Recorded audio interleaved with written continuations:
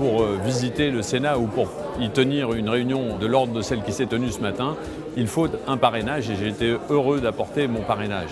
Par ailleurs, c'est de montrer au niveau parlementaire, que ce soit les sénateurs ou les députés, puisque Robin Reda était là également, tout l'intérêt que nous avons pour le développement économique qui fait la vie de nos collectivités. Et ici, nous sommes l'Assemblée des territoires et il y a un lien très étroit entre la vie de ces territoires et le développement économique.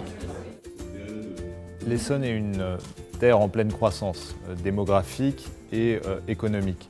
Et nous devons l'aider à aujourd'hui développer davantage d'emplois. Et pour développer davantage d'emplois, il faut développer davantage de mobilité. Et pour cette mobilité, il ne faut pas opposer transport du quotidien et transport du futur. Moi, c'est ce que je défends et les entreprises, je le sais, y sont très attachées.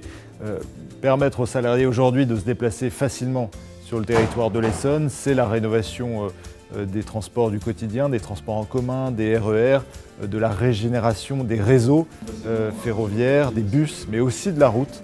Et puis demain, donner des perspectives pour notre département avec le développement du Grand Paris qui ne doit pas s'arrêter aux frontières de la Petite Couronne, mais qui doit réellement infuser sur notre territoire essonnien et permettre à toutes et à tous de se déplacer aussi en transversal dans la région et de ne plus être dépendant de ce qui serait une capitale qui capterait toute la richesse, tous les emplois, toutes les mobilités, mais aussi de découvrir ce territoire francilien qui a beaucoup d'opportunités et beaucoup de réussites économiques à l'avenir. Je trouve que c'est une excellente initiative parce que c'est toujours très intéressant de pouvoir échanger avec les parlementaires. Je pense que c'est enrichissant pour les deux parties. Comme l'a dit Robin Reda tout à l'heure, effectivement, ça leur permet à eux, lorsqu'ils sont lors de débats, de pouvoir s'appuyer sur des éléments concrets issus des entreprises ou des habitants, parce qu'ils rencontrent aussi des habitants. Donc une excellente initiative aussi par rapport au lieu, parce que c'est quand même un lieu prestigieux, chargé d'histoire, donc c'est toujours intéressant et à titre personnel aussi de pouvoir visiter ce genre de domaine et de palais de l'État aujourd'hui.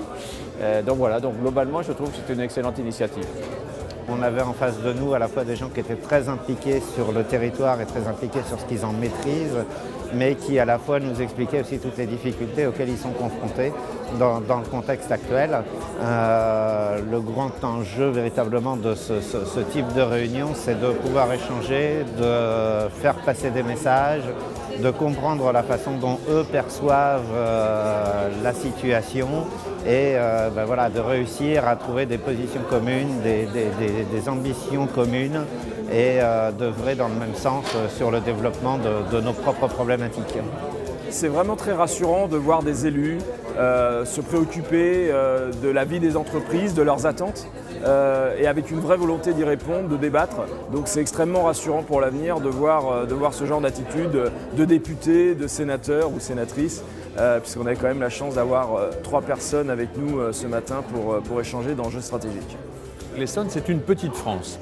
Et nous avons des chances et des atouts incroyables dans ce département. Et je suis heureux de voir que dans l'équilibre des pouvoirs, que ce soit, je le redis, du côté de l'Assemblée ou du Sénat, nous sommes tous véritablement favorables au développement économique et très attentifs à ce qui se passe dans les entreprises d'aujourd'hui et dans le monde de l'économie à l'heure actuelle.